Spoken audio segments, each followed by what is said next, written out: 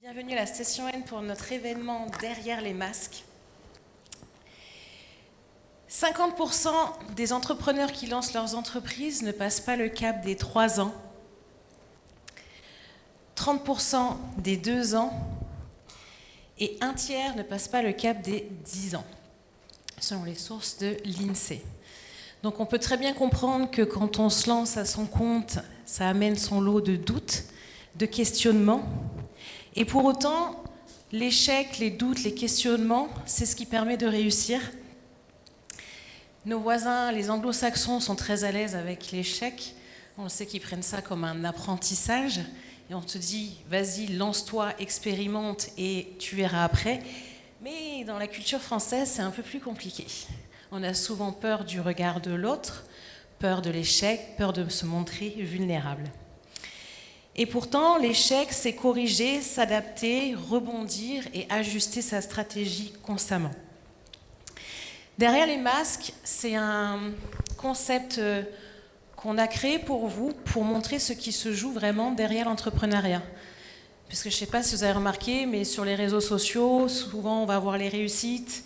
J'ai fait tant de chiffres d'affaires, on montre tout ce qui va bien, mais on montre rarement l'envers du décor. Donc j'ai des personnes ce soir qui ont accepté de jouer le jeu, de prendre de leur temps et surtout de se montrer dans toute leur authenticité, toute leur vulnérabilité pour partager leur parcours. Ils n'ont aucune idée des questions que je vais leur poser, donc ça permet d'avoir vraiment un format authentique. Je n'ai eu que par écrit que quelques lignes sur leur parcours. Merci à vous. Avant qu'on se lance, j'aimerais savoir dans la salle qui est déjà entrepreneur.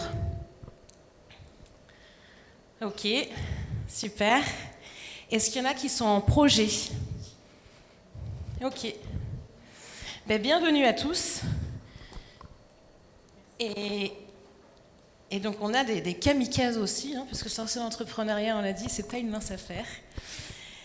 Alors juste pour mettre un petit peu de contexte pour nos invités, quand il y a eu le formulaire d'inscription, il y a eu ce que les gens attendaient pour cet événement.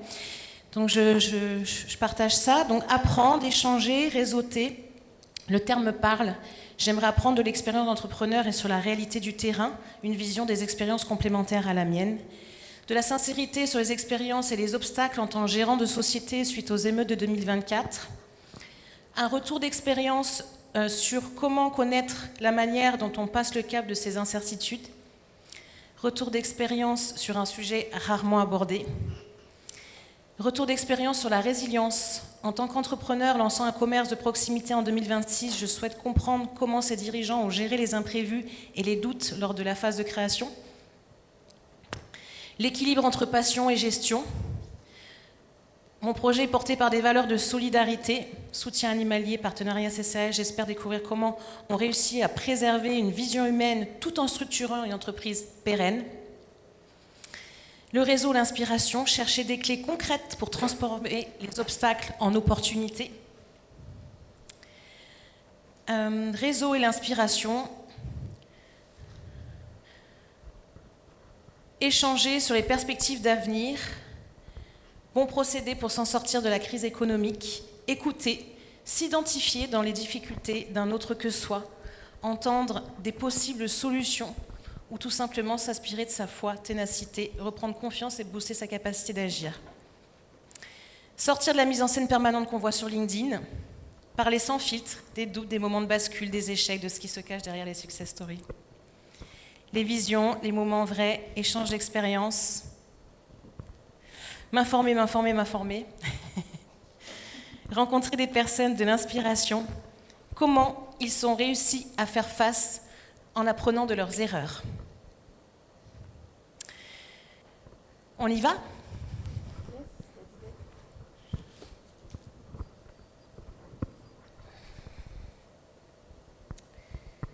Alors c'est parti pour 1h, 1h15 grand maximum ensemble. On prévoira un petit tas d'échanges à la fin, puis il y aura une collation qui vous sera proposée. Donc là, vous l'avez compris, on va parler des doutes, des peurs, des nuits blanches, de la part de soi qu'on doit apprivoiser, parce que la vraie réussite commence quand on arrête de se mentir. Je vais commencer avec toi, François, société Balthazar Studio. François, tu es diplômé d'une école de commerce en 2010. Puis après, tu passes une formation de plongée, de pilote privé d'avion, de pilote de drone. Tu passes 3 ans à l'international entre l'Inde, l'Argentine, le Canada, l'Australie et l'Angleterre pour les études ou le travail. Puis 10 ans d'expérience dans l'administration des écoles supérieures spécialisées en audiovisuel, cinéma, production, journalisme, où tu passes de chargé de com à directeur adjoint d'une école. Et depuis 2021, en Nouvelle-Calédonie, tu montes ta première boîte en patente. 2022, tu rejoins le groupe Melchior, les Nouvelles-Calédoniennes, pour la création de contenu vidéo. Tu es salarié. Et puis là, il y a la chute des nouvelles. Et donc, il faut rebondir. Donc, en 2023, tu oses. Tu lances Balthazar Studio. Et en 2026, aujourd'hui, tu as lancé Balthazar Cut pour les contenus destinés aux réseaux sociaux. François, on rentre dans le vif. Hein. On y va.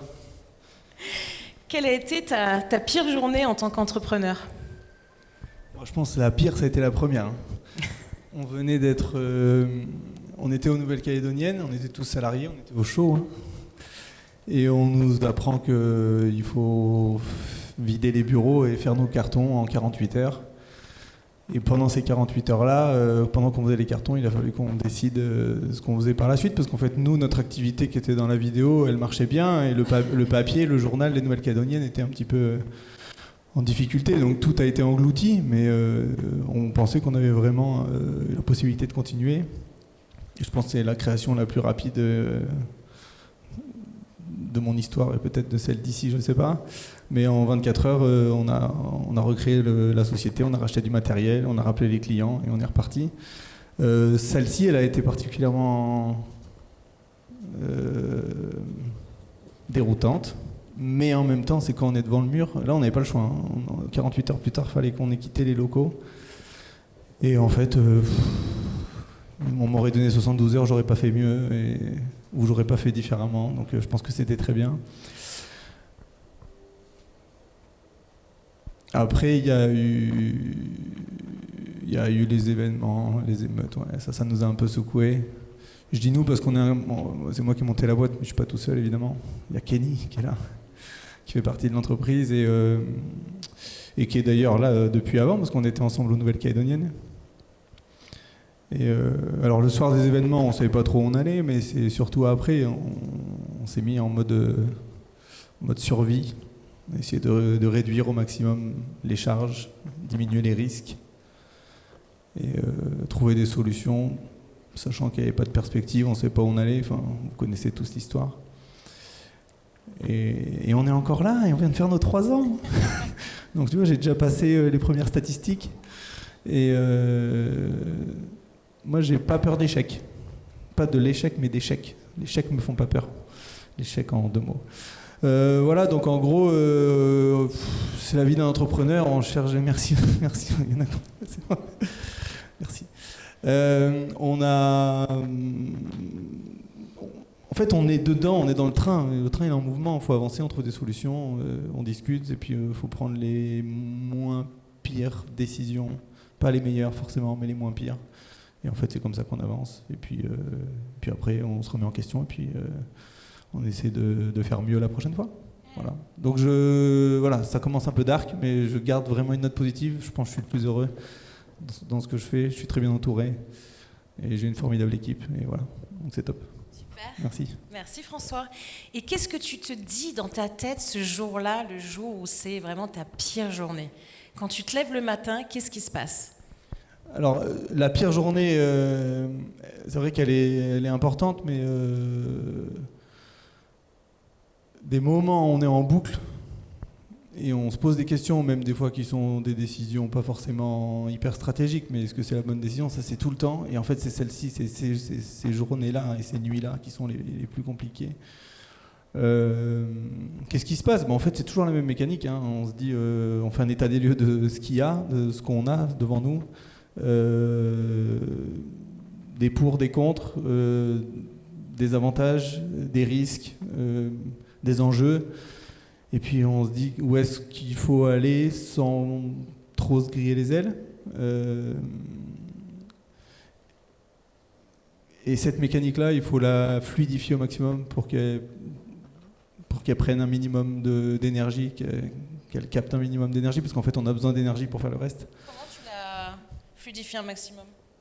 C'est de la gymnastique, c'est toujours la même chose, c'est toujours les mêmes mécaniques, l'état des lieux, les risques, les avantages, les inconvénients, les enjeux. Et puis au fur et à mesure, sur des sujets qui sont répétitifs, l'humain, nous on est concerné par évidemment la gestion du matériel, mais une énorme partie commerciale également. Et en fait, on se remet en question et on essaie de se dire c'est quoi le chemin le plus court pour résoudre ce problème-là, sans prendre trop de risques. Et en fait, c'est comme ça qu'on navigue. Donc il y a des décisions que j'arrive à prendre de plus en plus et de mieux en mieux, on va dire, en termes de délai. Et puis après, c'est beaucoup à l'instinct. En fait, avec l'expérience, on se dit ça, je l'ai déjà plus ou moins vécu, donc allons-y. Maintenant, je sais à peu près où je vais. Mais il faut jamais trop se précipiter non plus, parce qu'en fait, mais non, mais ça, j'ai déjà vu, on y va. Et en fait, c'est pas comme ça que ça marche, parce qu'il y a toujours des paramètres qui changent un peu. C'est la gymnastique. Et puis, faut jamais en fait, on se repose pas sur les acquis. Les acquis sont jamais définitifs. Donc, il faut avancer et se poser les bonnes questions. Donc toi, ta stratégie, ça a été les plus, les moins. On décide de manière pratico-pratique. Et au début, ça fait peur, mais avec le temps, tu as toujours processé comme ça. Et finalement, tu le fais de manière beaucoup plus intuitive aujourd'hui. Ouais, et d'ailleurs, dans les derniers exemples, là, on se fait un petit peu secouer depuis quelques temps par l'intelligence artificielle qui touche tous les secteurs. Il y a encore des sceptiques, je comprends, on pourra d'ailleurs en parler. Nous, on est en plein dans la tourmente, mais ça fait 2 ans qu'on surveille de près de loin, on prend des abonnements à droite à gauche, on regarde ce qui se fait dans le monde de la vidéo, particulièrement pour l'intelligence artificielle. Et vous n'êtes pas prêts. Si on vous montrait ce qu'on est capable de faire en intelligence artificielle, le comparatif qui est le plus parlant aujourd'hui, c'est comme si le record du monde de 100 mètres de course qu'on voit aux Jeux Olympiques, qui est compliqué à battre évidemment d'une année sur l'autre, ou tous les 4 ans en l'occurrence, c'est comme si ce record-là, il était battu tous les 15 jours. En intelligence artificielle, il y a un modèle qui sort, tout le monde en parle, 15 jours plus tard, il est désuet, il passe à la poubelle et on passe à autre chose. Et donc tous les 15 jours, si on rate un mois de nouveauté, on est à la rue, parce que les prompts fonctionnent différemment, les plateformes fonctionnent différemment, les plateformes ne parlent peut-être pas entre elles. Et si ce virage-là, qui est un outil formidable pour nous, mais pour les développeurs informatiques, pour l'administration, pour plein de choses, si on rate ce virage-là, qui est en train de se prendre maintenant, dans 1 an, pour pas dire dans 3 mois, c'est plus ou moins la catastrophe. Mais si on prend le virage, dans 3 mois, on prend une vraie longueur d'avance par rapport aux autres. Et je pense que c'est là-dessus qu'il faut prendre des décisions et qu'il faut savoir poser les bonnes questions. Alors c'est des risques financiers, parce que c'est des plateformes qui ne sont pas données. Ça tourne autour de 2 000 € l'année, puis après il faut racheter des crédits. Puis en fait, il faut changer de plateforme parce que c'est pas la bonne, ou parce qu'il y a un nouveau concurrent qui s'est lancé, donc il faut remettre de l'argent sur la table. Mais c'est des investissements qu'il faut faire au fil de l'eau, et on peut pas se dire on verra ça dans 1 mois ou dans 6 mois. Mais le rythme est effréné et on ne sait pas où ça va s'arrêter. Donc c'est là, on nage dans l'inconnu et on ne sait pas où on va. Mais c'est que du positif, c'est que de la créativité. C'est très sexy dit comme ça. Ouais, on essaie de le rendre sexy. On viendra après pour les ressources. Merci François. Margaret, qui est une serial entrepreneuse. Tu t'es lancée à ton compte dans les assurances, dans la photographie. Dernière activité en date, capitaine de bateau dans un milieu 99% masculin. Toujours animé par la passion, sans formation de base. C'est on saute et puis on voit. Je cite ce que tu m'as écrit. Dans la culture mélanésienne en tant que fille, adolescente et femme, on nous apprend très tôt, implicitement, que nous sommes nés pour être au service du père, des oncles, de la famille. Penser à soi, c'est une option. Et donc tu as grandi en constatant les inégalités de traitement entre les filles et les garçons. Tu as grandi entre autres à UVA, Pendant ton enfance et ton adolescence, tu voyais tes cousins qui partaient à la pêche avec tes oncles, alors que toi, tu devais rester sur place, à la plage, avec les autres filles. Et finalement, ça t'a créé de la rage, ce que tu m'as mis, cette rage que je n'avais pas le droit de faire ou de dire, les garçons de la famille pouvaient se le permettre. Et tu t'es servi de cette frustration et de cette rage pour entreprendre. Besoin de prouver aux autres et aussi à toi-même que tu peux réussir dans un milieu d'hommes. Puis, tu réalises finalement que tu n'as rien à prouver, juste guérir de tes blessures. Tadam. Et aujourd'hui, je cite, « Je préfère, et de loin, plonger au milieu de requins à pointe noire que de redevenir salarié. » Margaret, quelle a été ta pire journée dans l'entrepreneuriat ? Ma pire journée, bon après, moi j'arrive d'un domaine maritime, donc forcément je vais penser à une avarie. Ça m'est arrivé d'être en pleine mer avec mon équipage, et là il y avait au moins 20 nœuds de houle, et j'ai une avarie moteur, et mon bateau est proche d'un récif. Qu'est-ce que je fais ? Eh ben, je panique pas. Je panique pas. Et avec mon équipage, on essaye de trouver d'où vient la panne. Et tout est noir. Il y a du vent, ça souffle. Le bateau est malmené dans tous les sens. On se rapproche petit à petit du récif.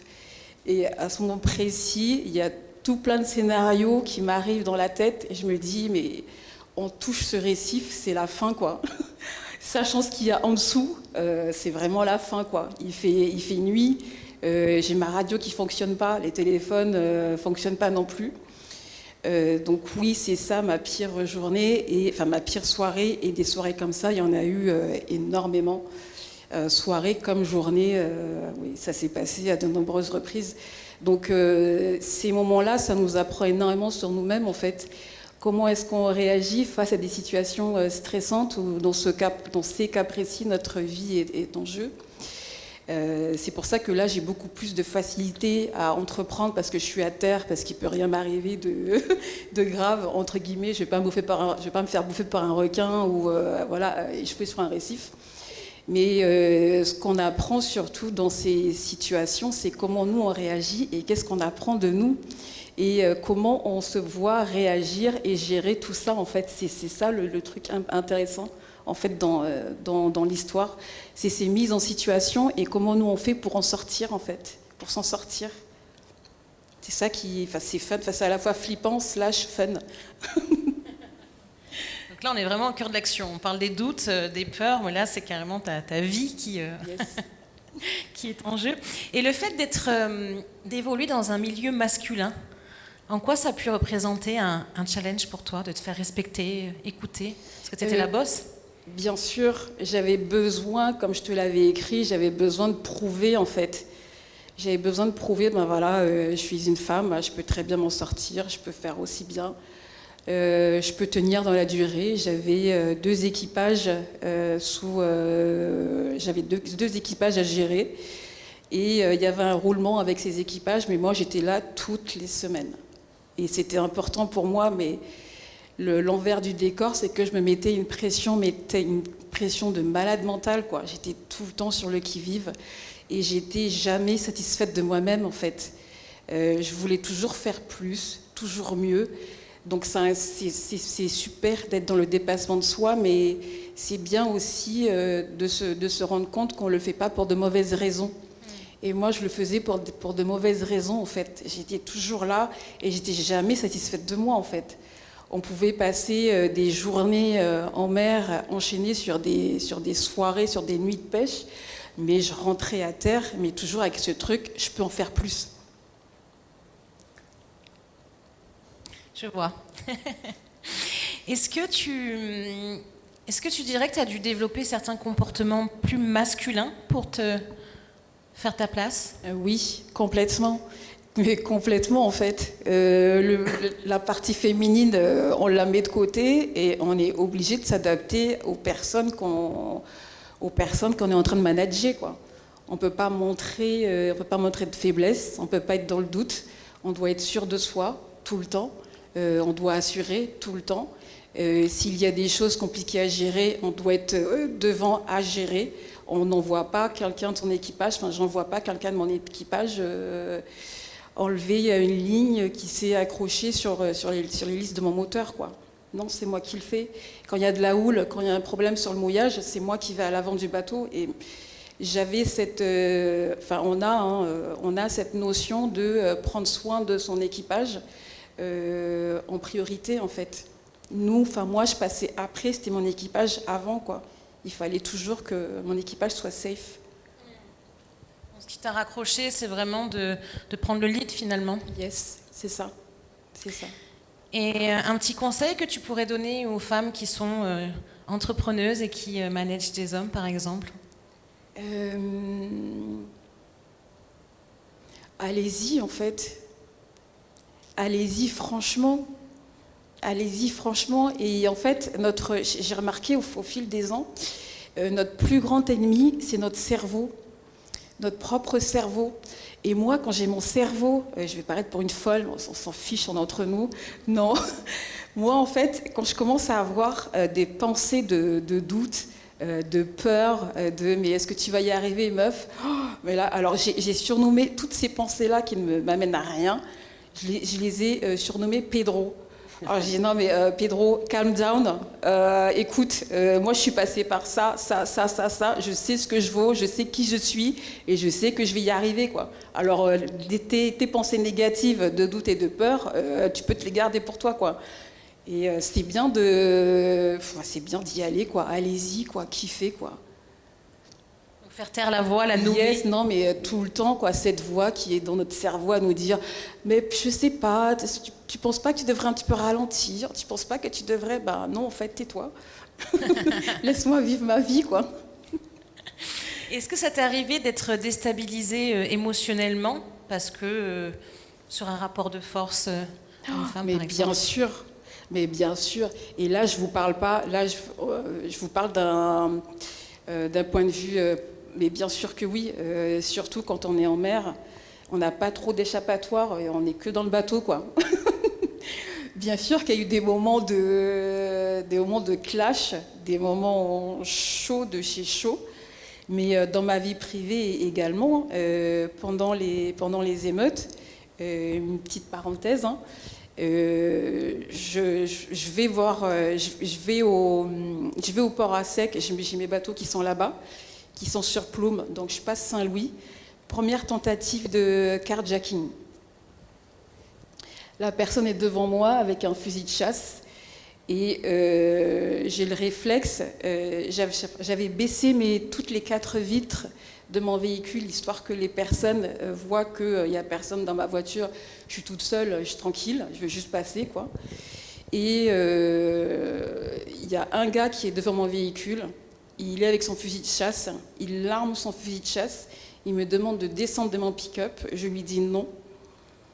Et là, ça a commencé, ils ont commencé à m'intimider, ils ont essayé de me sortir de mon véhicule de force. Il est venu à ma hauteur, il a pointé le fusil de son arme de chasse sur ma tempe, et je le regarde comme ça et je lui ai dit je suis prête à mourir, et toi, est-ce que tu es prête à avoir la mort de quelqu'un sur ta conscience? Et là, il s'est arrêté. Ensuite, il a continué de crier. Et je lui ai dit, écoute, tu me fais pas peur, en fait. Ce qu'il y a de bien, c'est que je fais du tir, donc j'ai l'habitude des armes à feu, et de gros calibre, en l'occurrence. Et j'y vais, mais j'y vais vraiment à fond, quoi. Limite, j'essaye de le déstabiliser, quoi. Et je lui dis, ton arme là, de chasse, même ma grand-mère, elle en a un qui est beaucoup plus sophistiqué et récent, quoi. Tu me fais pas peur. Même moi, je peux la charger, ton arme à feu, en fait. Même moi, je peux le faire. Et là, il a été complètement déstabilisé, il ne savait plus quoi faire, en fait. Ils ont bien vu qu'ils n'avaient aucune emprise sur moi, que quoi qu'il se passe, je ne descendrai pas de mon véhicule. Et après, ils m'ont laissé passer, quoi. Bon, j'ai eu la même scène au retour. Là, c'était un peu plus violent parce qu'ils étaient plus nombreux, mais c'est pareil, je suis repartie avec mon pick-up, quoi. Je leur ai dit, il est hors de question que moi je descende, il est hors de question que vous ayez une quelconque emprise sur moi, il est hors de question que j'ai peur d'individus armés, cagoulés, etc. Pas du tout, en fait, les gars. Donc, ta stratégie face à la peur, c'est garde d'y la aller, posture. quoi. Je garde ma posture et j'y vais, quoi. Ouais. Et on ne se laisse pas impressionner. Ouais, du tout, à aucun moment et pour quelque circonstance que ce soit. Ok. Merci Margaret. Sylvain. Bonsoir. Bonsoir Sylvain. Donc Sylvain, tu as créé la brasserie Malawi en 2020. Tu as quitté un poste de directeur pour l'IVNC, l'interprofession de la viande, parce que, je cite, à un certain âge, il faut le faire parce qu'après, on s'installe dans le confort. C'est ça. Sylvain, donc tu as lancé ta société en 2020. Il y a eu pas mal de péripéties puisqu'il y a eu le Covid qui est arrivé. Tu as eu un changement de réglementation par rapport à l'alcool, les taxes qui ont augmenté. Il y a eu la TGC. Tu as eu aussi la réglementation sur le fait qu'on ne puisse plus communiquer comme avant sur l'alcool, sur les offres promotionnelles, etc. Et puis, dans ta vie perso et familiale, tu as eu des bouleversements importants. Difficultés, plus d'argent, du stress et plus de vacances. Il faut des couples forts pour ça, ou des supports forts.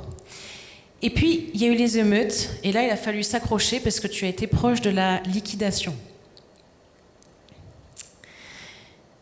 Je cite, « Souvent, on se demande si on a bien fait de lâcher un confort plan-plan pour cette merde. »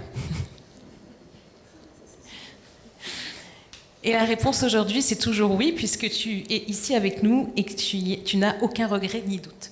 Sylvain, ta pire journée, je pense que tu as le choix de piocher dans... Il n'y a pas vraiment de pire journée. Le matin, on se lève et on se dit ça va être une bonne journée. Et parfois, c'est pas une bonne journée. Et ça, c'est tous les jours, en fait. La première journée de la création de la brasserie, j'ai quitté mon travail le 31 août et le 1er septembre, je recevais tout le matériel. Et en fait, le train, il est parti d'un coup. Il a fallu tout installer et la réalité, elle a commencé ce jour-là, c'est-à-dire que pendant au moins 3 mois, jour et nuit, on a mis en route, installé les machines. Vu que c'était le Covid, on a dû tout installer à distance, donc passer des nuits avec les sociétés métropolitaines qui nous avaient vendu les embouteilleuses, des choses comme ça.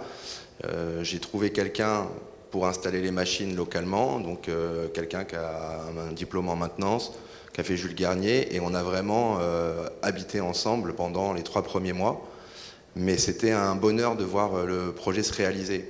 Pour monter un projet comme ça, il y avait quand même 1 an de travail, voire 2 ans avant, de trouver les financements, réussir à faire venir les machines, à trouver le dock, installer, commencer à faire les travaux. Donc le lancement, c'est parti, avec toutes les emmerdes qui peuvent arriver avec. Mais il n'y a pas eu vraiment de pire journée tout au long du parcours. Il y a des moments où, en effet, d'un coup, je ne sais pas si vous voyez, il y a cette chaleur d'un coup qui arrive, où on se dit « Oh putain !» Et là, c'est un peu la panique. Mais au fur et à mesure, comme tu disais, il y a cette voix dans la tête qui revient tout le temps. Et c'est celle-là qu'il faut apprendre à contrôler le plus. Et plus on les passe, ces étapes, et plus ça devient facile. Maintenant, quand il y a un problème, un truc comme ça, on se dit « Bon, on va essayer de gérer le problème ». Et il y a des vraies satisfactions aujourd'hui à résoudre des problèmes. J'ai l'impression qu'aujourd'hui, entrepreneur, c'est plus résoudre des problèmes. Et de se satisfaire, avoir cette joie de se dire « Ah, ça, c'est bon, je sais gérer ». Et plus c'est gros, plus c'est stressant, mais plus c'est stressant, plus c'est satisfaisant de réussir à passer ce cap-là. Il y a un petit côté sadomaso. Ça, je ne le dirais pas, c'est intime. Donc voilà, il y a des très bonnes journées et tout roule, et il y a des journées, ça arrive encore. On a réussi à réinvestir il n'y a pas longtemps parce que souvent le problème c'est quand même l'argent, hein, toutes les innovations, etc. C'est des nouvelles machines, des nouvelles recettes, du temps, de la R&D et souvent de l'argent. On a pu réinvestir, donc on a un nouveau format, je fais de la pub en même temps, on a sorti des canettes La machine des canettes qui arrivait en janvier, elle ne marchait pas. Et on a passé 2 mois dessus pour essayer de la faire marcher et elle ne marchait pas. Donc il a fallu faire venir quelqu'un. Et donc aujourd'hui ça marche enfin, mais quand ça arrive, que c'est des mois et de l'investissement et que la machine elle est là, que tout le stock de canettes il est là, on parle il y a 2,40 pieds d'investissement, c'est un peu la panique en disant quand est-ce que ça va marcher. La trésorerie, ça fait partie des grosses paniques. Quand il n'y a pas d'argent, qu'il faut se payer, et qu'il y a la CAFAT, la TGC qui tombe dessus, et eux, ils te laissent assez peu de chance en général de traîner. Là, c'est les moments de stress. Mais maintenant, on prend l'habitude de gérer des problèmes, et plus ça va, et moins ça fait mal, en fait. Donc c'est vraiment l'habitude qui te permet de retrouver des nuits à peu près normales, on va dire. Ouais, après, il y a l'ensemble, il y a une vie les enfants, les choses comme ça mais plus ça va et plus c'est facile et on espère que le business sera là. Mais c'est vrai que entre le démarrage, notre business plan, on avait des chiffres, des prix de vente, etc. 3 mois quasiment après notre sortie, notre prix il a explosé de 20% avec une TGC qui a été modifiée, avec une taxe alcool qui a augmenté énormément. Notre business plan, en fait, il a servi à faire du financement. Bon, après, vous savez tous, un business plan, on le fait jouer comme on veut et en fonction des financements et des chiffres qu'on veut sortir. Mais ouais, dès le début, tout ce qu'on avait mis sur papier n'a plus aucun sens, quoi. Et donc, après, on a eu quand même, d'année en année, ça allait mieux. Il y a eu les émeutes, où on a fait une belle année, finalement, parce qu'on a eu la chance d'avoir beaucoup de gendarmes et beaucoup de militaires qui sont des très bons clients de Malawi. Mais dès qu'ils sont partis, et donc on est sur un produit quand même CSP+, un peu haut de gamme, avec un certain prix, post-émeute et tous les départs, et c'est devenu vraiment, on a fait notre pire année l'année dernière, alors qu'on avait fait que de la croissance depuis le début. Ça a été assez dur de se dire, attends, on a réussi à tenir toutes ces années, et là c'est la 5e année, et c'est une catastrophe.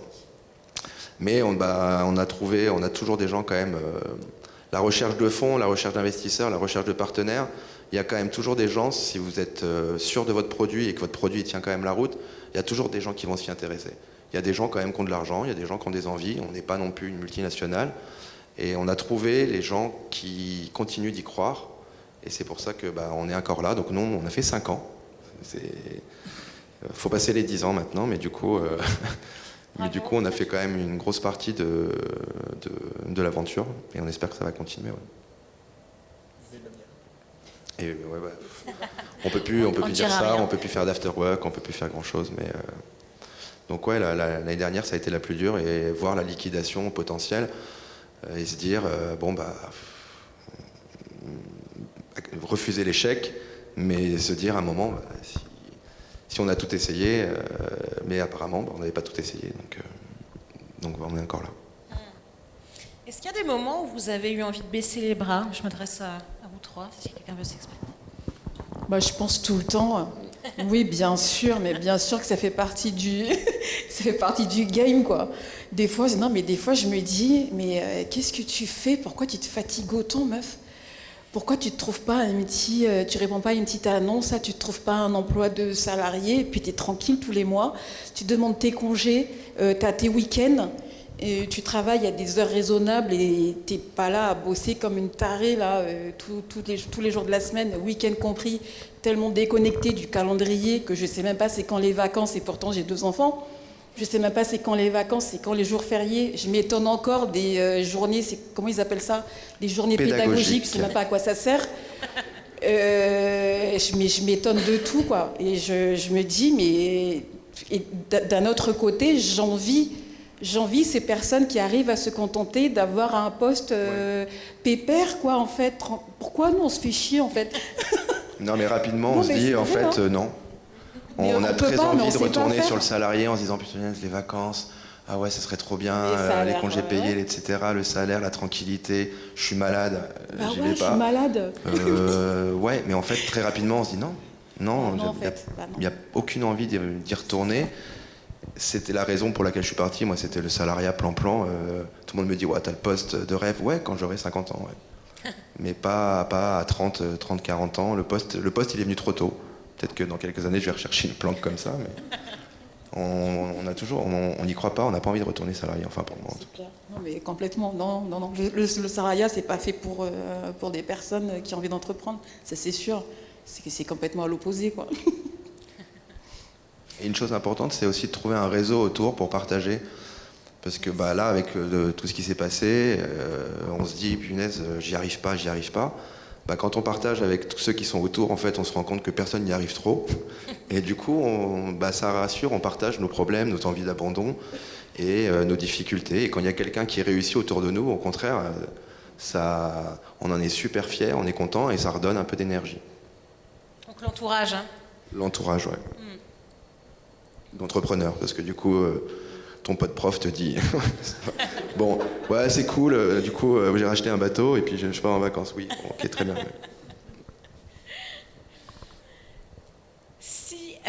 Donc oui, pardon, on a dit l'entourage. Est-ce qu'il y a eu d'autres ressources à part l'entourage? Est-ce que vous êtes appuyé sur des structures institutionnelles? Est-ce qu'il y a eu des partenaires qui ont pu être là? Me concernant, concernant la nouvelle société que je suis en train de créer. Une autre? Oui, j'y suis allée au culot, mais comme d'habitude en fait. J'ai démarché Dominique Lefebvre des Cacaos du Pacifique, et qui est à la FINC, la Fédération des entreprises et industries de Nouvelle-Calédonie.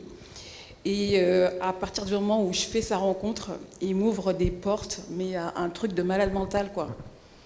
Il a tellement ouvert de portes pour moi que je pensais même pas qu'il était possible que j'arrive à ce niveau-là, que j'ai ces connaissances-là, que j'ai ces contacts-là à haut niveau. Et ce qui est intéressant de voir et enrichissant, c'est que quand vous avez affaire à tout type d'entrepreneur, que la personne débute, qu'elle ait 5 ans d'activité, ou comme Dominique qui est là qui exerce depuis énormément d'années, on se comprend en fait. On a le même langage, on a le même ADN, j'ai envie de dire.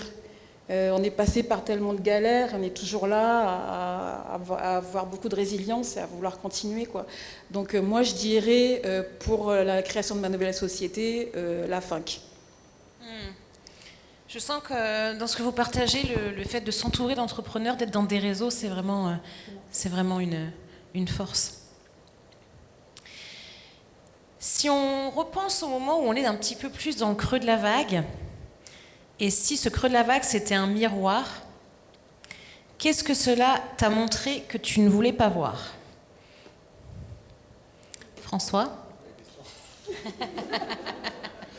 Si l'échec était un miroir, ou en tout cas les moments où tu vis des apprentissages, que tu es dans le creux de la vague, si c'était un miroir, qu'est-ce que ça t'a montré de toi que tu ne voulais pas voir? C'est un peu la réflexion, elle est un peu tricky celle-là.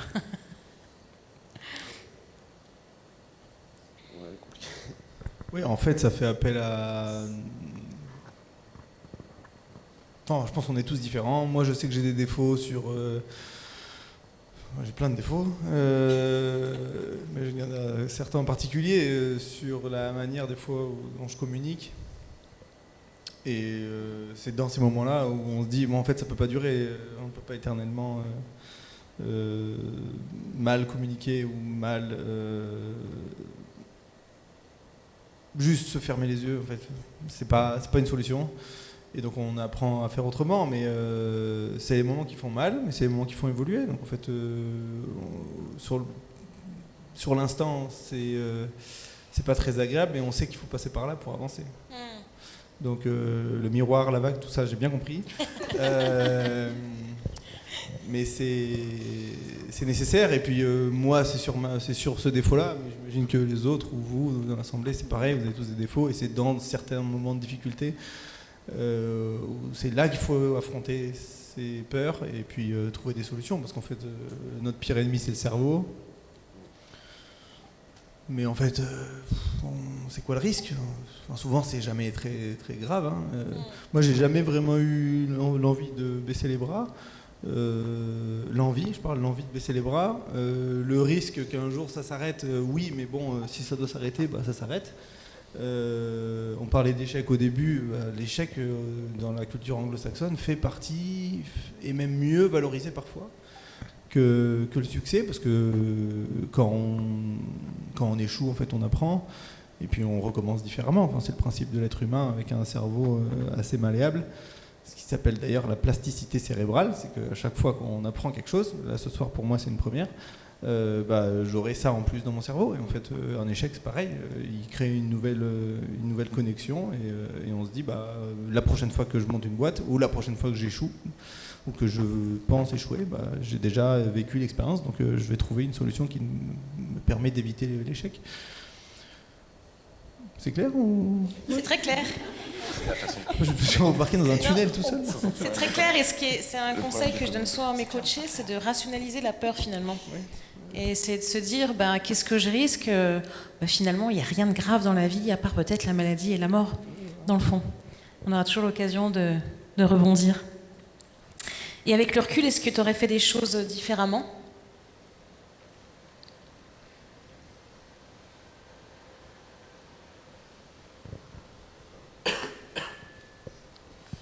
C'est un peu tôt, hein. J'ai que 3 ans, je suis un bébé là. Donc peut-être que je me rendrai compte plus tard, mais non, pour le moment, c'est pas parfait ce que j'ai fait. Je pense que ça sera jamais parfait, mais c'est pas ce que je cherche non plus. J'essaie juste de passer un jour après l'autre, de prendre du plaisir. La différence avec, peut-être que toi la bière c'est une passion, sûrement d'ailleurs. Non, moi par contre, on est très chanceux, on vit de notre passion. On est passionné de vidéos, de pub vidéo, de création vidéo, etc. On en mange toute la journée, on consomme énormément de contenu et on a la chance d'en vivre, et des entreprises nous font confiance, et on va tourner dimanche avec Juliette pour la nouvelle Renault qui vient de sortir, la Renault 5 électrique, avec Juliette, la Miss Calédonie. C'est dimanche, quoi, c'est pas grave. En fait, c'est trop bien, le projet il est trop bien, le scénario il est trop bien, on en parle nuit et jour avec on va arrêter, c'était hors sujet de mon... Bref, il n'y a pas d'ennui et on est content. Je te remercie. Margaret, qu'est-ce que ça t'a montré, toi, de ce que tu ne voulais pas forcément voir de toi, ces expériences ? Moi, en fait, quand je fais un petit tour en arrière, j'ai toujours eu du mal, et là je parle d'école, j'ai toujours eu du mal avec l'échec, entre guillemets. Déjà au lycée, quand j'avais des notes de 15, 16, c'était des mauvaises notes pour moi, parce que je me fixais toujours un niveau élevé. Et en dessous de 15, c'était vraiment... j'avais pas taffé, j'avais rendu un travail dégueulasse, j'avais une mauvaise estime de moi, en fait. C'est toujours avec cette notion de toujours faire plus, en fait. Et après, dans le domaine de l'entrepreneuriat, c'était d'accepter comment gérer les non.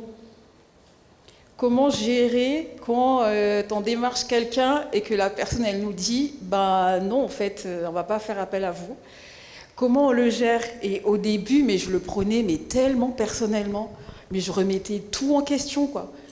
Il était question de ma personne, j'assure pas, je suis pas assez ceci, je suis pas assez cela, j'ai pas fait ça correctement, machin, mais j'ai passé tellement d'heures, tellement de journées à me... Quel est le terme ? Voilà, à me triturer le cerveau, et pour rien, voilà, non. Ça n'avait rien à voir avec ma personne en elle-même, quoi, en fait.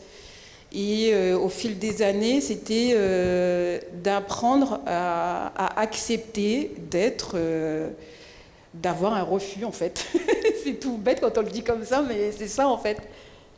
Ce que tu partages, c'est vrai, donc ceux qui sont lancés depuis peu ou ceux qui hésitent encore à se lancer, c'est tout à fait normal de passer par ces phases-là, puisque finalement, quand on entreprend, c'est un projet, c'est un peu un bébé qu'on a, c'est une extension de soi-même. Donc on a rapidement, on fait rapidement l'amalgame et on s'identifie au projet. Et effectivement, quand on essuie des refus, on peut le prendre personnellement. Ce qui n'est pas la bonne piste, mais bon.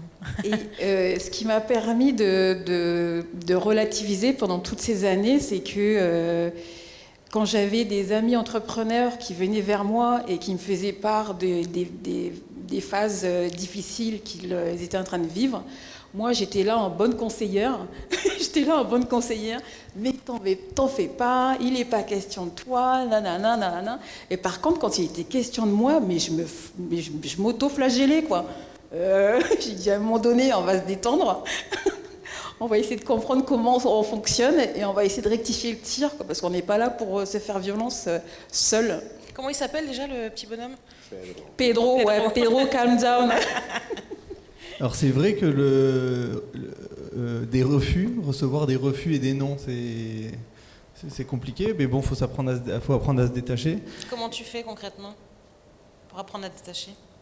Moi, il y en a un qui m'a fait très mal et il m'a servi de leçon. Et du coup, maintenant, je le prends un peu plus à la légère. Mais en même temps, je pense que j'aurais pu le voir venir. Je parlais d'instinct tout à l'heure, d'intuition. Et je ne l'ai pas vu venir parce que j'étais dans mon truc et que j'étais sûr de mon coup. Et en fait, je n'avais pas forcément bien analysé la situation. Mais maintenant, j'ai pris un peu plus de recul. Mais ce que j'ai eu encore plus de mal, moi, c'était... Mais ça m'est propre. J'ai appris à dire non aussi. Poser tes limites. Ouais. Et ça, c'est pas évident. Voilà. Donc, je sais pas. Je suis sûr que dans l'assemblée, il y en a un qui a forcément le même problème que moi, ou qui l'a eu. Et c'est compliqué. Quand on a l'habitude de dire oui, la personne en face commence une phrase, tu sais déjà que tu vas dire oui, c'est pas bon. Et souvent, ça, c'est des schémas qu'on a depuis l'enfance, hein, le ouais, sois gentil, fais plaisir, tous ces drivers-là, ça nous colle à la peau quand on devient adulte. Margaret, j'aimerais reprendre un petit pas de recul sur ce que tu parlais du perfectionnisme. Yes. Vaste sujet qui touche beaucoup d'entrepreneurs aussi, l'impression de jamais en faire assez, qu'il faut faire toujours plus, encore une énième formation, encore peaufiner une offre, toujours plus, et c'est fatigant, ça use. Comment tu navigues là-dedans ? Maintenant, je me dis que je m'en fiche en fait. je fais les choses toujours aussi bien, je me donne à 100%. Et je me dis, si ça marche, tant mieux. Et si ça ne marche pas, ça ne remettra pas en question ma personne, quoi, en fait, ou l'image que j'aurai de moi, en fait. Et que si ça ne marche pas, je rebondis sur ce que François disait, si ça ne marche pas, ça veut dire que quelque chose, d'autre part, est fait pour moi, quoi. Je ne vais plus me focaliser sur un résultat en particulier, non, on a plusieurs options, on a plusieurs opportunités et c'est bien d'avoir ça en tête tout le temps. Et le perfectionnisme, ça fait perdre beaucoup de temps. Quand on considère qu'on a fait son maximum et que c'est bien, faut passer à autre chose. Parce que ce temps, il est précieux et on perd du temps. Et en soi, quand on regarde la première vision qu'on avait et le mois après de perfectionnisme, il y a assez peu de différence. Donc faut pas perdre de temps. Et ça, c'est une vraie stratégie que je conseille souvent, c'est de se dire effectivement, est-ce que le nombre d'heures que je vais passer en plus sur ce que j'ai déjà réalisé, combien de pourcentage de valeur en plus ça va m'apporter ? Et souvent, c'est minime, donc ça ne vaut pas toutes ces heures passées. C'est plus intéressant de les passer à se reposer, à prendre soin de soi, par exemple, plutôt que de peaufiner encore plus. Mais c'est un trait de caractère qui touche beaucoup d'entrepreneurs. Ouais. Ouais, moi je suis d'accord, mais je nuancerai un peu parce que c'est quand même...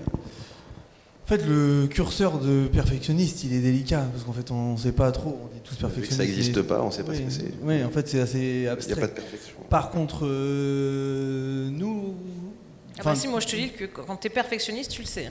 Quand tu passes des heures et des heures à refaire ce que tu as déjà très bien fait. Toi, tu vas me dire perfectionniste, mais peut-être que moi, je vais dire perfectionniste un tout petit peu avant ou un peu après, ce que toi, tu considères comme... Tu vois ce que je veux dire ? Et par contre, nous, dans notre activité, quand on fait des vidéos, quand on fait des tournages, on a un peu emprunté la politique d'Amazon qui est on livre une vidéo, on l'annonce le 15, et en fait, si on peut la livrer le 14 ou le 13, c'est mieux, c'est-à-dire que c'est pas perfectionniste, mais par contre si on veut le service il peut être un peu plus premium que celui qu'on annonce. Dans la vidéo on écrit un scénario, si on arrive à faire une transition ou un effet en plus qui n'est pas prévu parce qu'on ne veut pas prendre de risques non plus, ça peut faire plaisir aux clients, mais c'est pas perfectionniste, c'est le petit plus qui fait que derrière il y a de la fidélité, il y a peut-être de la redondance sur des contrats, et on va aussi nous s'imposer de monter un peu en gamme. parce que nos rendus sont plus qualitatifs. Donc, Oui, c'est pas du perfectionnisme, c'est que tu as bien pensé tes offres. La qualité. mais c'est pas non plus le 10 sur 20. C'est-à-dire qu'on vise pas, bon, ok, c'est bon, ça passe. On vise le truc un peu au-dessus. On va pas chercher le 22 sur 20. Non. Comme toi à l'époque. J'ai jamais été comme toi. Sylvain, tu voulais ajouter quelque chose peut-être ? Bon. Non, c'est très bien. C'est bien. Ok. Je vous propose dans ce cas de passer un petit peu aux stratégies concrètes que vous mettez en place dans votre quotidien. Ça peut être une routine qui est non négociable, une croyance que vous avez fait péter, un outil, une personne, un livre qui vous a sauvé, l'entourage. En gros, c'est quoi vos ressources, c'est quoi vos points d'ancrage ? Ah bah, clairement, pour moi, c'est l'entourage. C'est cette vie sociale qu'on essaye d'avoir à côté. Et c'est ce qui permet de tenir, d'avoir l'impression qu'on n'est pas que au boulot et entrepreneur, etc. C'est d'être entouré de personnes qui apportent des bons conseils, de la joie, des choses comme ça. Ça, c'est vraiment quelque chose, pour moi, qui est essentiel, d'avoir cette vie sociale autour, parce que sinon, du matin au soir, moi, je suis dans mon usine, à gérer des gens, des choses comme ça, et on se retrouve tout seul, quoi. La routine, on rentre le soir, il est 21h, on mange, on dort, on repart. Et l'avantage, alors moi je suis sur Ducos, il y a vraiment un esprit entrepreneur sur Ducos, on est plein de petits docks. Et en fait, on se quitte le soir, on se retrouve le matin et on se dit on devrait habiter ici en fait. Faire des colloques dans nos docks, il y en a qui font ça d'ailleurs. Mais c'est vraiment cet entourage pour moi qui me rend vivant, quoi. Qui permet de garder la tête. Ouais. Moi d'abord j'avais besoin de faire le tri. J'avais besoin que mon cocon soit safe. Donc on met de côté les membres de la famille qui ne servent à rien, les amis qui n'ont pas de comportement d'amis. On réduit un maximum. Et puis après j'ai mes petites routines le matin. Le matin, je mets mes AirPods et j'écoute. Ça fait bizarre de parler de ça. Vous rentrez dans mon intimité là. Ah bah c'est le jeu. Je pense que t'écoutes. Je mets mes AirPods et j'écoute tout ce qui est son avec des différentes fréquences. Je ne sais pas si certains le font. 432 Hz, 500 et voilà. Il y a des adeptes. Ça aide à dormir le soir aussi. Ouais, non, mais complètement. Mais surtout que je suis hyper active. Enfin voilà. Donc j'ai mon cerveau qui est tout le temps on en fait. Donc de faire ça le matin, ça permet d'éteindre toutes les pensées qui vont venir à mon cerveau et mon cerveau se focalise sur cette fréquence-là et ça m'apaise. Et à ça, j'ajoute, ça c'est obligatoire, des séances de sport ou si je fais pas du sport de façon intensive. Je vais marcher avec les chiens, je vais aller au parc, je vais aller à la plage. Mais prenez soin, on a besoin de prendre soin de son corps en fait, si on veut aller là où on veut aller en fait.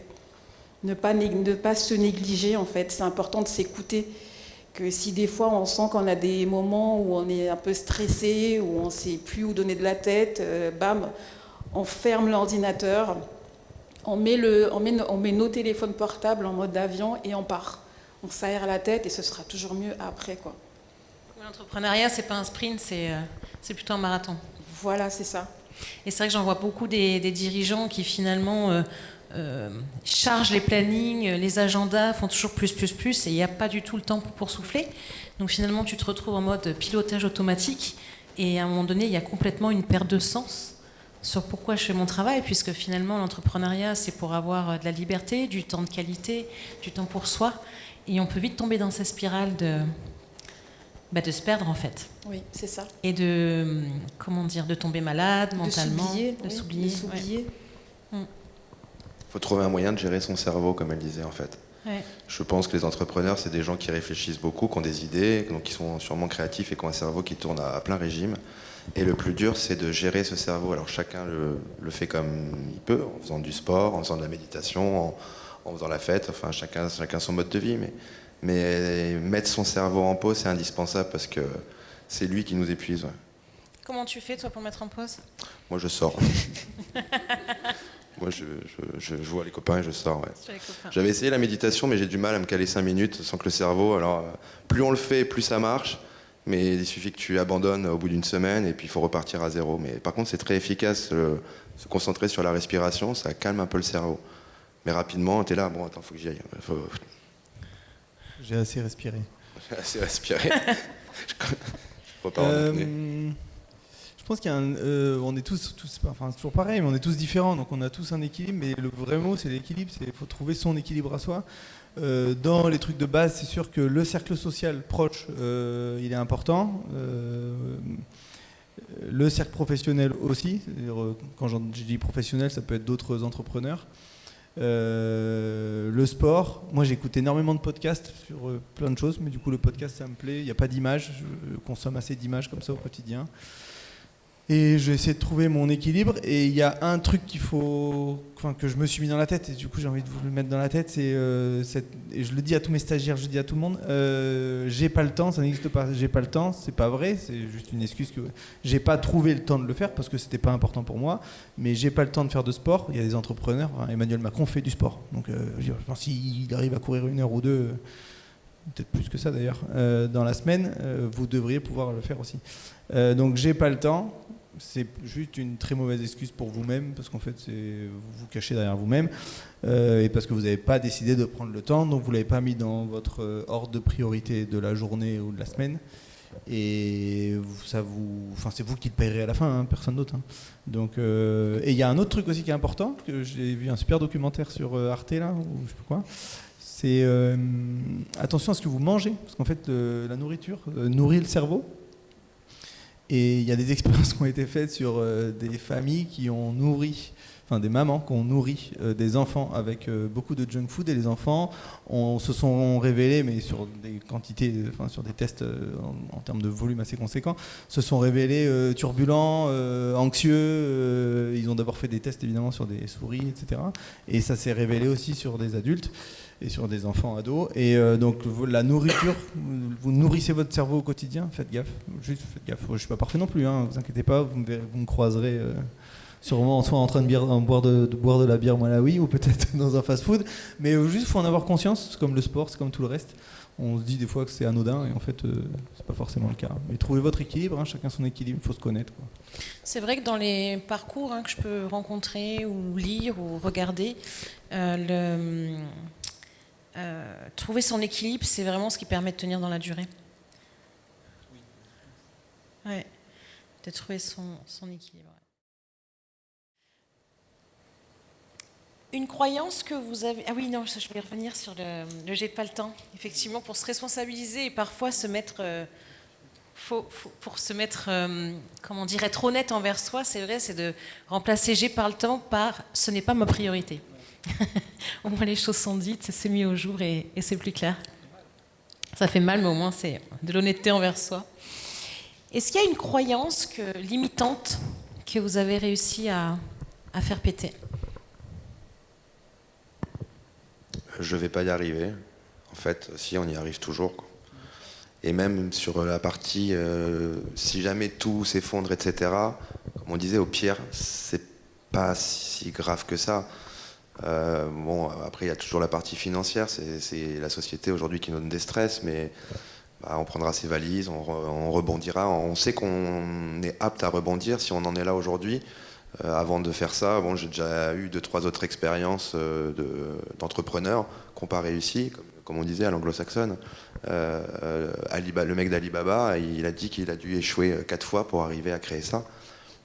Donc on y arrivera toujours, et si c'est pas ça, c'est que c'était pas ça.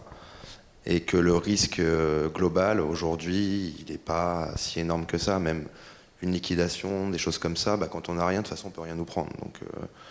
Donc là, le risque, il est par rapport aux idéaux qu'on a, à vouloir réussir, à avoir la grosse voiture, des choses comme ça. Si notre objectif, il est autre que, entre guillemets, vraiment s'enrichir, mais que c'est vraiment, on le fait pour soi, pour s'épanouir, parce que c'est un rêve ou une ambition de créer, il n'y a pas beaucoup de risques, quoi.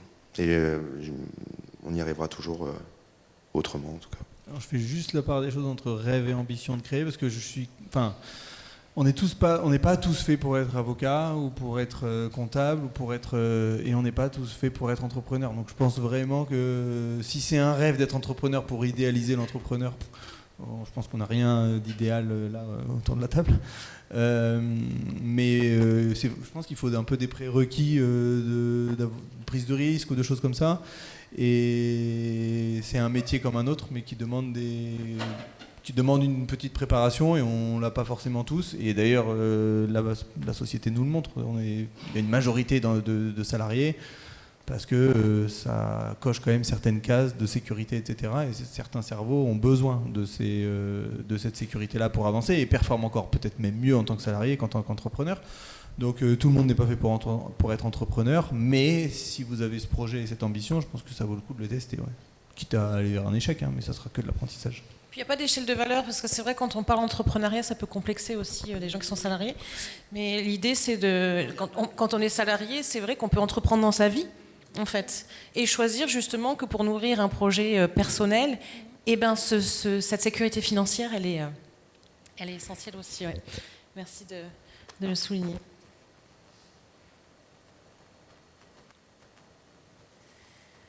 Une croyance limitante? Je vais en profiter pendant que vous réfléchissez, ça me fait penser que le mindset en fait est très important quand on entreprend. Il y a Thomas Edison donc, qui a créé l'ampoule électrique qui avait dit « Je n'ai pas échoué, j'ai fait 1000 tentatives qui n'ont pas abouti. » Ça veut tout dire. Moi, je suis arrivée à un stade où je me dis, surtout dans les moments compliqués, de stress et tout, je me dis de toute façon, peu importe les situations que j'aurai à gérer, je m'en sortirai toujours, quoi.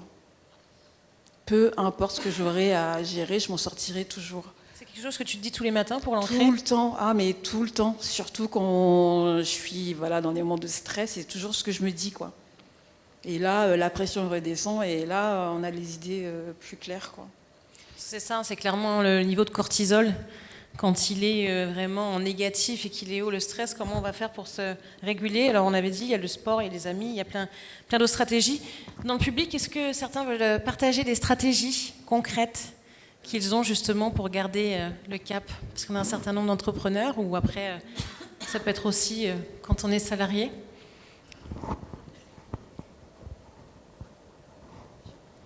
Quelqu'un veut partager les stratégies ? Non.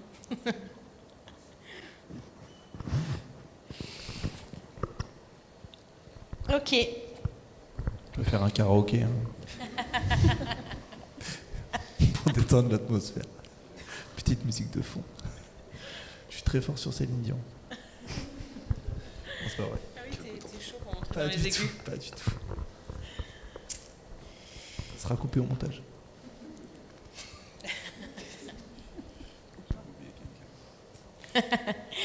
Quel est le message que vous voudriez porter à vous il y a quelques années ? Question de podcast, ça c'est dans tous les podcasts de développement personnel. Je l'adore celle-là. Ça et le livre. Vas-y. Sylvain ? Sylvain, oui. C'est quoi, pardon ? Vous pouvez répéter la question comme il disait. Le message à soi que tu pourrais dire, le toi si tu te parlais au toi d'il y a quelques années, qu'est-ce que tu voudrais te conseiller ? Qu'est-ce que tu voudrais dire ? Perds pas de temps à t'angoisser, ça va aller en fait. Si on est encore là et comment vraiment à force d'échouer, on n'a plus peur de ça. Donc je lui dirais, perds pas de temps à t'angoisser, ça va toujours aller. Et on a comme elle disait, je ne sais pas si c'est dans le côté entrepreneur, mais cette pugnacité qu'on sait que quoi qu'il arrive, on s'en sortira. S'il faut, demain, on reprend un petit boulot. Je pense qu'on est des battants, on n'a pas peur de faire ci ou de faire ça. Et je pense qu'un entrepreneur, il est sûr qu'il s'en sortira dans la vie, parce qu'au pire, il repartira de là, mais toujours avec envie de développer, de faire mieux, de créer. Moi, je pense qu'il y a un vrai côté créatif dans l'entrepreneur. Donc quoi qu'il en soit, perds pas de temps à t'angoisser. Tu vas te fatiguer le cerveau. Est-ce que tu dirais que ça t'a développé des nouvelles capacités, des choses que tu t'es surpris, dans lesquelles tu t'es dépassé, ça t'a changé aussi? Cette capacité à gérer les problèmes avec beaucoup plus d'aisance. Je suis quelqu'un de plutôt angoissé en général. Et aujourd'hui, ça fait, ouais, comme je disais, ça, même pas peur, quoi. No fear. Mais il a fallu quand même un peu ramasser. Mais du coup, ouais, non, maintenant. Après, il y a peut-être l'âge aussi, hein, les enfants, la sagesse, le truc. Margaret, moi. François, ton matériel. Moi, je me dirais, meuf, détends-toi, tu vas gérer. Ouais, c'est ça que je me dirais. C'est ça que je me serais dit, en fait. Que tout va bien se passer au final, quoi. Parce que tout se passe bien au final. Mais complètement. Complètement. La preuve, on est là avec toi et avec vous. François, qu'est-ce que tu te dirais, Antoine, il y a quelques années? Moi, j'aurais... En fait, j'ai monté cette boîte un peu par la force des choses quand je me suis retrouvé devant le mur après la liquidation là, du groupe Melchior.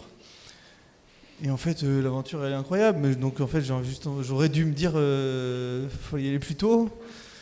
Et il y a des options quand même en Calédonie. Il y en a beaucoup qui font ça. Ils sont salariés et ils commencent à monter leur boîte en parallèle. Et ça, faut y aller, parce qu'en fait, c'est la transition parfaite. Moi, je me suis retrouvé dans le précipice, donc j'avais pas le choix. Mais en fait, vous avez le choix de commencer. Alors bon, les journées sont longues, hein. Enfin, on a tous 24 heures par jour, mais tout dépend de ce qu'on y fait le reste du temps. Mais commencez peut-être à entreprendre, à tâtonner dans votre chambre, je sais pas, créer des produits, inventer des services, faites ce que vous voulez. Mais utilisez ce temps-là pour faire en parallèle de votre boulot. Et puis quand vous êtes prêt, vous lâchez les deux mains et let's go, quoi. Et on peut souvent demander à revenir si jamais ça n'a pas marché 2 ans après. En plus. Donc, oui, en plus c'est bien. Je veux dire, encore tu tentes. Le risque il est minimisé. Ouais. Et s'il faut, quelqu'un a pris ton poste, mais tu lui dis désolé, ça n'a pas marché, je reprends ma place. Oui, ça existe, il y a ces dispositifs-là, donc faut le faire. je pense qu'il faut essayer. Faut essayer. Alors en général, quand c'est lancé au bout de 2 ans, parce que moi j'ai fait ça, au bout de 2 ans, on m'a dit tu reprends le poste, j'ai dit non, c'est trop tard. C'est trop tard. Ça a un nom et ça se développe de plus en plus, j'en vois beaucoup plus, de plus en plus passer, c'est les sidepreneurs. Sidepreneur, ok, je savais même pas que ça m'avait. C'est des personnes qui justement tentent l'entrepreneuriat à côté du salariat, qui souvent arrivent à négocier un mi-temps ou un 3/4 temps dans l'entreprise, parce que ça peut se négocier et qui peuvent se lancer comme ça. On en a quelques-unes dans la salle aujourd'hui.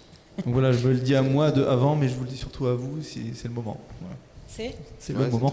C'est le moment de commencer en sidepreneur.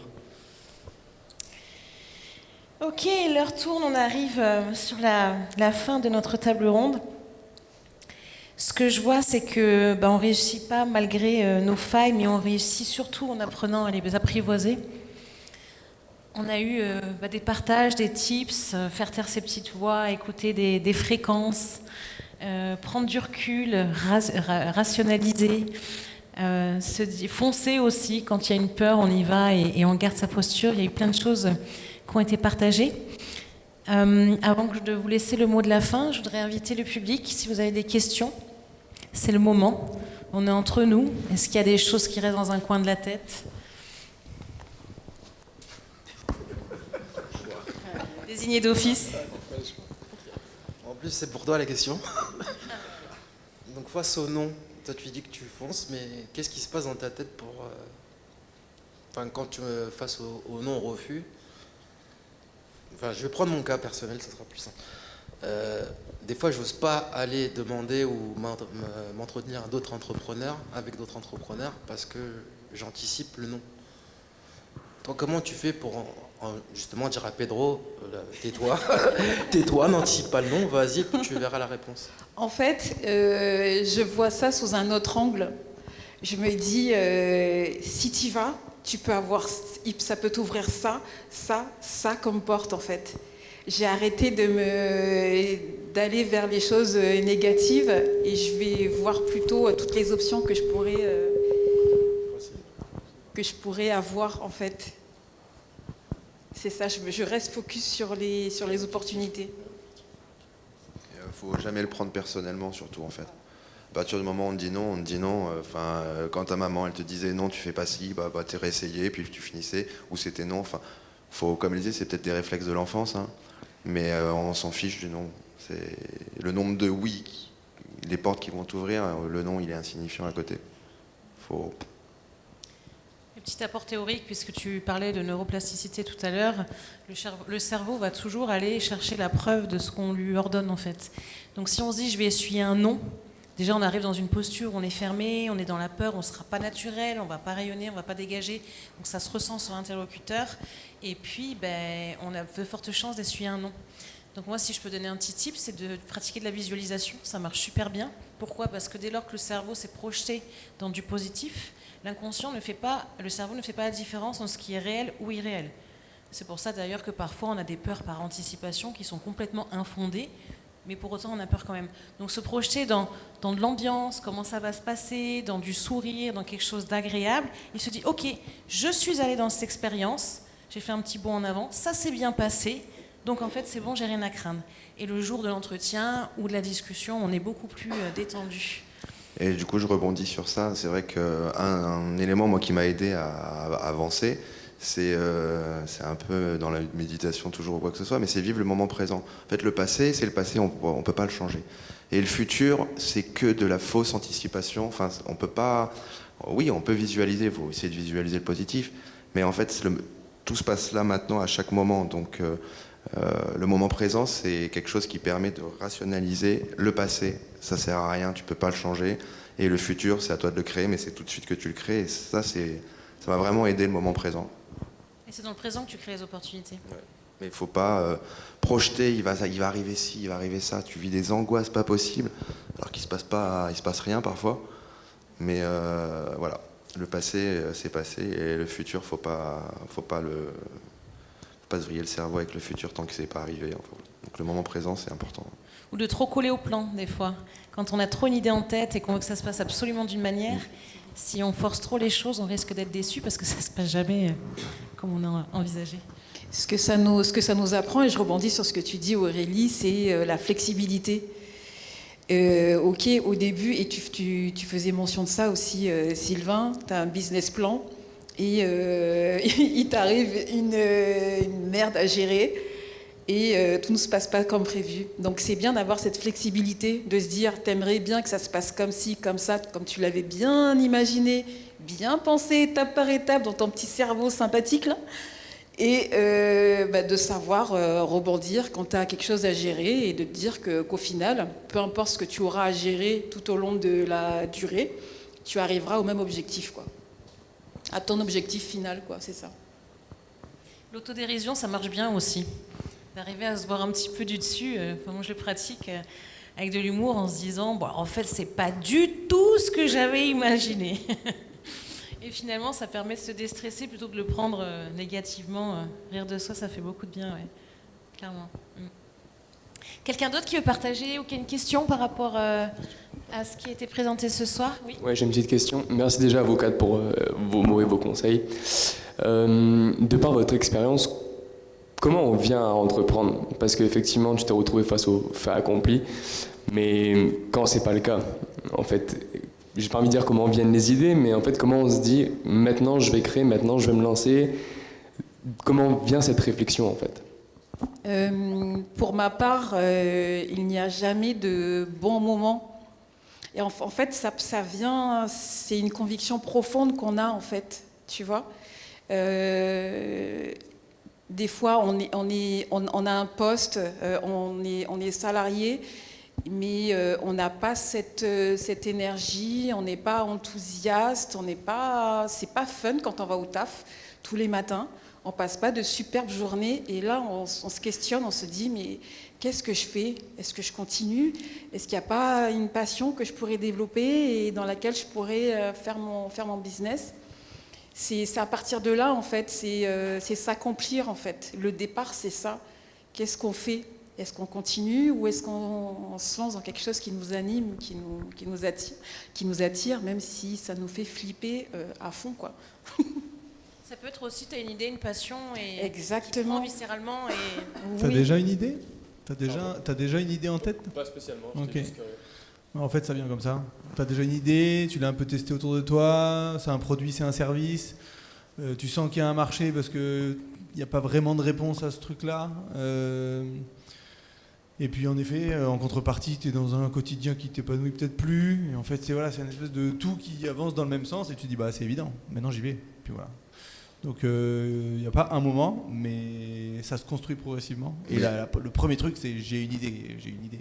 Mais si tu es là et que tu poses cette question, ça veut dire qu'au fond de toi, tu sens que tu as envie de créer quelque chose à un moment, tu sais pas quoi, encore, tu sais pas comment. C'est très bien. Et déjà, des petits trucs, des petits ci, des petits ça, fait un peu d'expérience, mais ça veut dire que si tu es là, c'est clairement que tu as ça au fond de toi. C'est un signe. Merci. Quelqu'un souhaite partager ?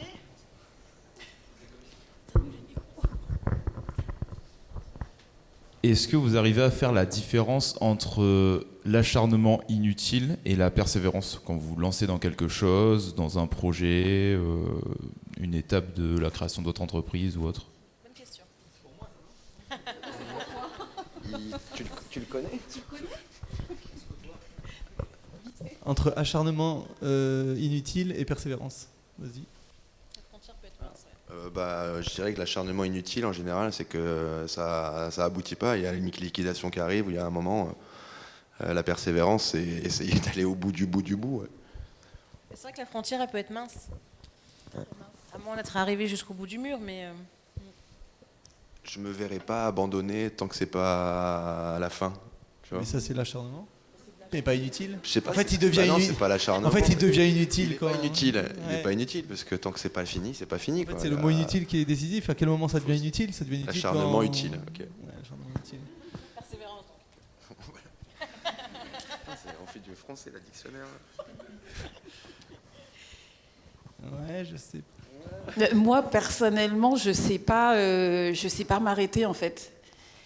Je sais pas m'arrêter. Je vais explorer toutes les options possibles et imaginables pour pouvoir arriver à mes fins. Et seulement après, si j'ai épuisé toutes les options, mais vraiment toutes les options, que je me dis, bah ouais, non mais là c'est mort, meuf. Faut que tu... Mais je vais vraiment y aller à fond, quoi. Et pour tout et tout le temps. Et il faut accepter quand ça le fait pas, quoi. Quand tu arrives au bout, quoi, en fait. Ouais, alors moi je suis partagé parce que je fonctionne pas du tout de la même manière. Toi, Sylvain, t'as pris tout de suite le parti pris de acharnement inutile égale liquidation, fermeture. Abandonné, alors qu'en fait, c'est peut-être juste sur un projet. C'est-à-dire le reste fonctionne, mais ce projet-là, et la différence entre acharnement inutile et persévérance, juste sur un projet. C'est-à-dire ça remet pas en question forcément toute la société. Moi, je le fais plus au feeling. Ou si le projet en question m'envoie des signaux qui manifestement sont pas dans la lignée du projet, je vais pas y aller. Mais du coup, je vais pas aller au bout, explorer toutes les options.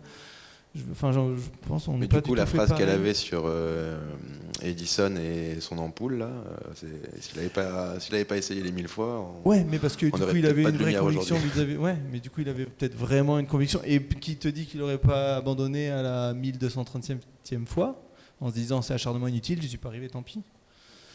Et en fait il est arrivé, mais après je pense que ça dépend du projet. Si c'est un projet qui est vital ou pas vital, si c'est le temps que ça prend, la conviction que tu as dedans. Est-ce qu'il y a de l'énergie, de l'argent, etc. Ceux qui ont réussi souvent sur des choses, c'est que personne n'y croit autour d'eux oui, c'est à chacun de faire sa part entre lâcher, continuer ou pas. Moi, je mettrais des dates ou des nombres de fois. En fait, pour moi, la différence, c'est d'amener de la conscience dans ce que tu fais. C'est-à-dire, j'y vais au bout, j'ai de l'énergie, mais là où en fait, tu vas t'acharner, c'est quand c'est quelque chose que tu n'as pas forcément choisi. C'est-à-dire, me dire, ok, je tente encore 4 fois une vente ou 4 fois de créer une nouvelle offre, mais si au bout d'un moment, vraiment, ça ne marche pas avec les chiffres, ça ne fonctionne pas, c'est pas grave, je repars sur une autre idée, mais pas stagner trop longtemps dans un système qui ne marche pas. Après, effectivement, c'est au cas par cas. Si tu as une boîte, ça dépend à quel point tu y crois. Si tu as une boîte sur un projet, celui-là, en ce moment, les boîtes, c'est compliqué pour tout le monde, post-émeute.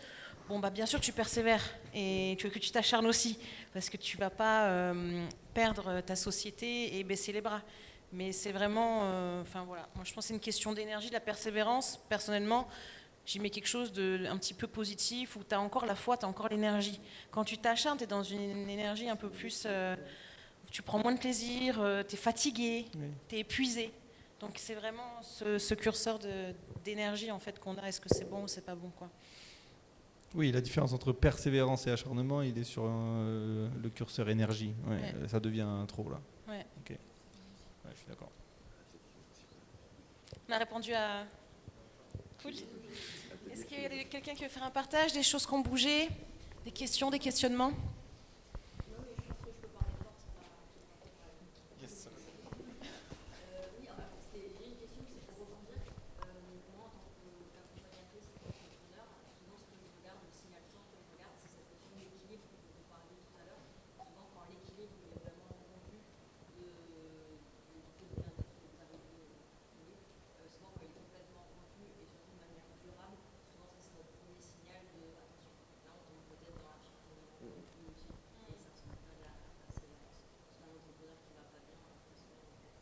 Mais c'est les mêmes signaux que le burn-out, de toute façon. Je pense qu'on est déjà dans les premiers signaux du burn-out. C'est-à-dire qu'on est déjà dans un peu l'épuisement, on n'arrive plus à prendre du temps. Enfin bref, là c'est le cercle vicieux. Et c'est celui-ci dont il faut... Enfin déjà, il ne faut pas rentrer, mais il faut réussir à en sortir, qui n'est pas évident. Puis de savoir écouter l'entourage, c'est pas toujours facile. Oui, non mais là tu vas trop loin, t'en fais trop. Ouais. Ouais.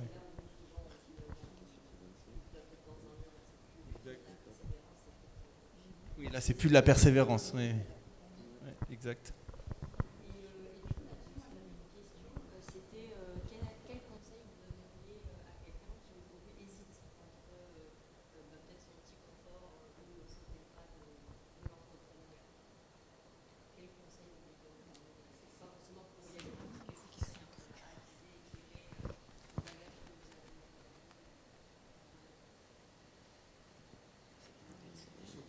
Qu'il ait bien réfléchi, c'est tout. Hein. Et puis après, là, enfin, comme ils peuvent tous nous voir ici, malgré ce qu'on a traversé, on n'a jamais eu de regrets. Donc, s'il le sent et qu'il a bien réfléchi, une fois qu'il est lancé, je pense qu'il n'aura pas de regrets.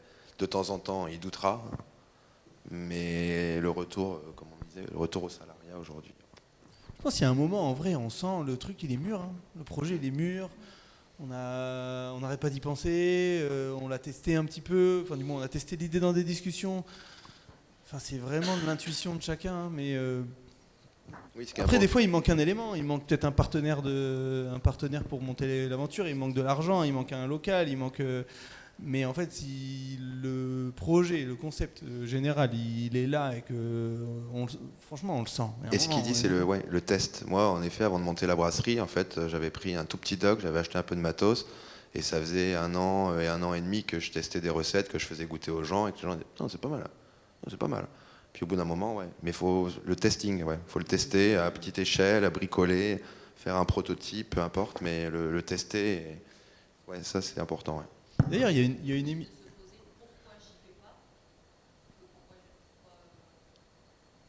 Eh ben, se poser pourquoi j'y vais pas, on trouvera toujours des raisons. J'ai pas le temps, les enfants, il me manque des sous, enfin bref, il n'y a jamais tous les voyants au vert. Mais par contre, le feeling de là c'est bon, je suis mûr. Je pense que ça c'est pas mal. Ouais, faut mettre Pedro dans un coin. Mais. Sur un malentendu, ça peut marcher. Ouais. Vas-y, fonce. N'oublie que tu n'as aucune chance et fonce. Jean-Claude Duss. Les bronzés font du ski. Vous avez de la crêpe, vous avez de la pâte, vous avez du sucre, vous faites une crêpe au sucre. Bah oui, on peut faire le dîner de con. C'est l'heure là. Ok. Quelqu'un d'autre? C'est bon? Est-ce que quelqu'un veut s'exprimer encore ou pas? Ok, c'est parfait. On est dans le timing. On est arrivé au bout du bout de notre heure et quart. Donc en mode laser, je vais vous laisser le mot de la fin avant qu'on puisse continuer tous ensemble à échanger de manière informelle autour d'une collation que nous a préparée le traiteur du Faubourg. Bonsoir Nina. Elle est où Nina? J'ai pas vu. Coucou Bonsoir Nina. Nina, ça va? Nina aussi, entrepreneuse, aussi. Mais oui, elle a entreprise de traiteur du Faubourg. Et c'est elle la patronne. Hein?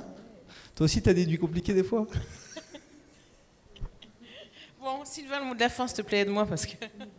Les Sylvains. Vivez vos rêves. Voilà. Buvez de la bière. Pas de promotion, on n'a pas le droit. Non, foncez, il n'y aura aucun regret. Et puis au pire, vous reprendrez un boulot de salarié. Et puis vous reprendrez votre vie d'avant. Hein. Voilà, donc foncez, il n'y a aucun risque. Margaret? Faites de votre rêve votre réalité. C'est la phrase que je dis à chaque fois et tout le temps, partout. Faites de votre vie votre... J'ai dit quoi? Votre rêve, votre réalité. Faites de votre rêve votre réalité. Je pense que j'ai tout dit, mais oui, c'est vraiment, voilà, il y a des déclics et faut s'écouter. Juste écoutez-vous. Si vous pensez que vous êtes prêt, c'est que vous êtes prêt. Et puis avancez. Et venez nous voir après, on va discuter. Ça se trouve, on va pouvoir travailler ensemble sur des projets. Tu vas leur faire peur. Si vous voulez visiter ma brasserie, merci beaucoup il n'y a pas de problème. d'avoir été là. Ah bah voilà, la brasserie à visiter. Prenez mon Merci contact pour et l'invite. je vous emmène à la source. Merci à tous, merci pour vous d'avoir été là, de vous êtes montrés vulnérables, authentiques comme vous êtes. Merci à vous aussi d'avoir été présents, j'espère que ça vous a plu. C'était une première, je remercie aussi Manon avec qui on a monté ce projet de la station N.